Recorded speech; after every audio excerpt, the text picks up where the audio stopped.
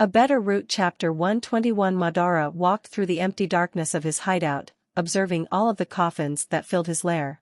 Some looked to be years old, others looked to only have been buried a few months ago.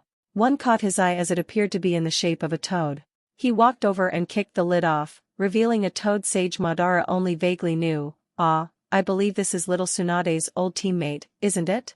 Orochimaru looked inside the coffin and scowled. "Honestly, I'm not the least bit surprised that fool got himself killed.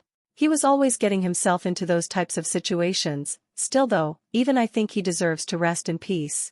This caused Madara to ask, "And why do you say that?" Orochimaru sighed. He was always running himself ragged, acting like an idiot trying to please everyone. God, he made me want to puke sometimes. Why in hell was he like that? Why was always trying so hard to help everyone instead of just worrying about himself? Madara knew how Orochimaru felt. Some people just don't know when to quit, do they? Orochimaru shook his head. No, they don't. Madara looked around at the other coffins. So anybody I would know that Zetsu got? Orochimaru nodded. Yes, he got everyone you told him to actually, including your old rival. Madara smiled darkly, glad to hear it. That's when the previously mentioned plant man appeared. I got Tuhiya all ready to be made into your first path, sir. Madara thanked him. Thank you, Zetsu. I'll have to make do as the only Jinchuriki body we've still got is Yagura. I can't believe Tuhiya let that fool Kakashi keep them alive once the tailed beasts were extracted. Zetsu apologized. It was a moment poor of judgment not to object to that, sir. I'm sorry. We're looking into getting some past Jinchurikis and giving them the tailed beasts. Madara supposed that would have to do. Good enough, I guess. Keep up the good work, Zetsu. Orochimaru, you keep yourself sharp for when the war begins. Zetsu sank back into the ground. Of course, sir. Orochimaru rolled his eyes. Whatever you say, Madara. Madara walked over to one of the coffins, one that held something special to him. It's been a long time, old friend. I can't wait to see you in action again. You'll be my ace in the hole. The thing they'll never see coming. Kakashi couldn't remember ever being this frustrated in his life. Both Sasuke and Itachi had been practicing with their Susanoo. Itachi's turned out to be red while Sasuke's was purple, but Kakashi hadn't even been able to create one. He hadn't been able to use the Kamui either. The only thing he'd been able to use so far was Amaterasu. It had him in a pretty damn bad mood. This freaking sucks. Obito looked away from Itachi and Sasuke, who were sparring, to talk to his son. Kakashi, I told you I had no idea how all the genetic modifications to your body would affect your Sharingan. Kakashi wasn't exactly comforted, but Sasuke has my eyes. Shouldn't he be having these problems?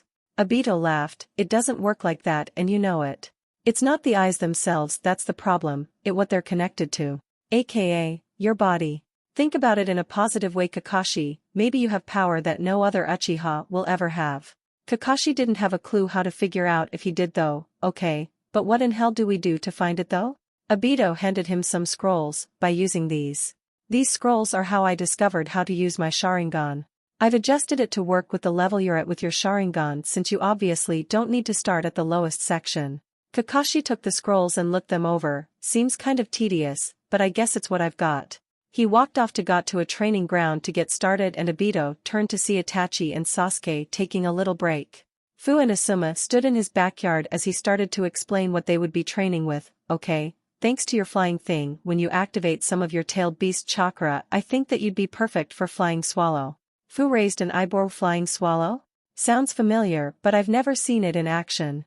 Asuma pulled out one of his trench knives and channeled chakra into it. A blue glow surrounded it. This is what it looks like in its most basic form.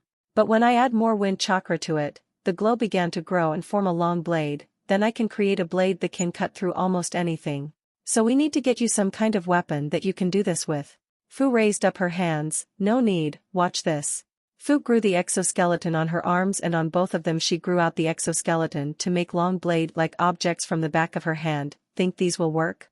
Asuma blinked a couple of times. Well yeah, those are perfect actually. Do those make it hard to move your hands? She clenched her fists. Nope, just make them look way more badass. Asuma moved on to the next part of her training. Alright, we'll also be teaching some other wind jutsus as well. Fu let the exoskeleton fade. Like what? Asuma named a couple off. The wind cutter technique and slicing air palms for starters, maybe some others too.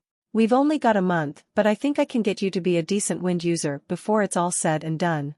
Fu loved how cool all of this sounded, and just when I thought Chome couldn't help me out anymore, she gives me something like this. Chome responded in her head, I'm the most bitching bug out there and don't you forget it. Haha. Asuma was about to ask her another question when Kurenai called from the window, Asuma-kun, can you run to the store and grab a couple things? I'm having a craving. Asuma knew this wasn't gonna be good. Okay, what is it? Kurenai replied like it was nothing, pickles and some strawberry sauce. Thank you sweetie. Fu went pale, she's not gonna eat those together is she? Asuma smacked his forehead, if she does it still won't be even close to the weirdest thing she's wanted. I'll be back in like 10 or 20 minutes. Start trying to channel some wind chakra into those extend hand blade things of yours. Kakashi had spent the last few hours doing everything the scroll had told him but he still hadn't figured anything out. He'd used all of his jutsus again noted the differences, and there weren't any. Then he tried out some of taijutsu, still no difference. That left only his genjutsu, and he was really hoping something would pop up with this one or he would have a mangekyo that couldn't freaking do anything. Only thing was, he needed a willing partner for that one. He tried to think of who the best choice would be when he heard his girlfriend behind him. Hey Kakashi-kun, your father said I could find you here. Just wanted to see how your training was going. Kakashi groaned, not great, yours? Conan said with a little pride, very good actually. I think by the time the month is over I'll be kicking the shit out whoever is on the other side. Kakashi hated to ask her, but he needed to. Hey Conan-chan, would you mind letting me practice my genjutsu on you? Nothing too bad, probably just like a snake or something. Conan was happy to help, sure thing. Anywhere special I need to stand or will right here be okay?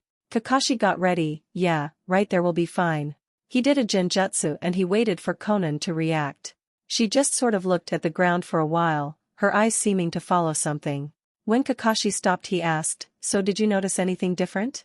Conan told him the truth, didn't notice anything new at all Kakashi-kun, it was the same thing that always happened. Kakashi was getting pissed, damn it. What the hell am I supposed to do with this thing? Conan took a couple steps back, Kakashi-kun? He realized that he was sending off killer intent and used his Amaterasu. Not on Conan thank God, but right in front of him. But this one was different, it was in the shape of a snake. That gave Kakashi an idea. He tried to control the snake, and sure enough the black flame began to slither around the training ground where Kakashi told it to, leaving a path of burned grass behind it.